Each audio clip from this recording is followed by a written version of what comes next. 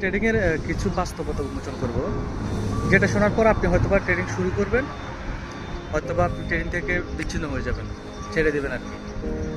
তো আসলে ট্রেডিংটা খুব ঝুঁকিপূর্ণ একটা মানে প্রফেশন আর কি। তো এটাতে প্রথম ধাপে আপনার লস হবেই, এটাই স্বাভাবিক। লস করতে করতে এক পর্যায়ে হয়তোবা আপনি নিঃস্ব হয়ে যাবেন। লস হবে, এটা আপনি লিখে রাখেন, এটা প্রমাণিত যে আপনার প্রথম ধাপে আপনার লস হবেই। লস হওয়ার পর হয়তোবা আপনি টিকবেন, থাকবেন, হয়তোবা আপনি যাবেন, এটাই।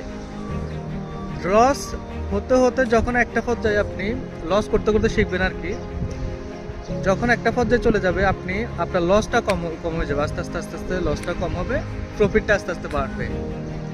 বুঝছেন, ট্রেডিংয়ের নিয়মটা এরকম আসলে।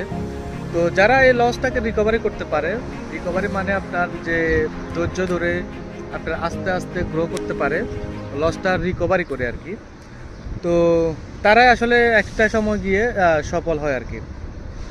তো ট্রেডিং আসলে সবার জন্য না, এই কারণে বলা হয় আসলে সবার দিয়ে আর ট্রেডিং হয় না।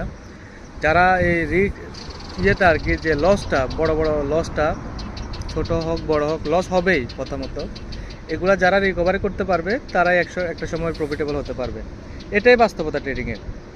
আপনি আজকে ইনভেস্ট করবেন, কালকে আপনি ডবল বানিয়ে ফেলবেন আপনার অ্যামাউন্টটা, ওটা সম্ভব না আসলে। তো যারাই যা বলে, যত কিছু দেখছেন আপনি ইউটিউবে বা যেখানে দেখেন, সব মিথ্যে কথা, ফেক। এটাই বাস্তব। আপনি প্রথমে ট্রেডিংয়ে লস করবেনই। তো যদি আসলে ভালো লাগে ভিডিওটা, আপনার বন্ধুদের মাঝেও শেয়ার করে দেবেন। আল্লাহ হাফেজ।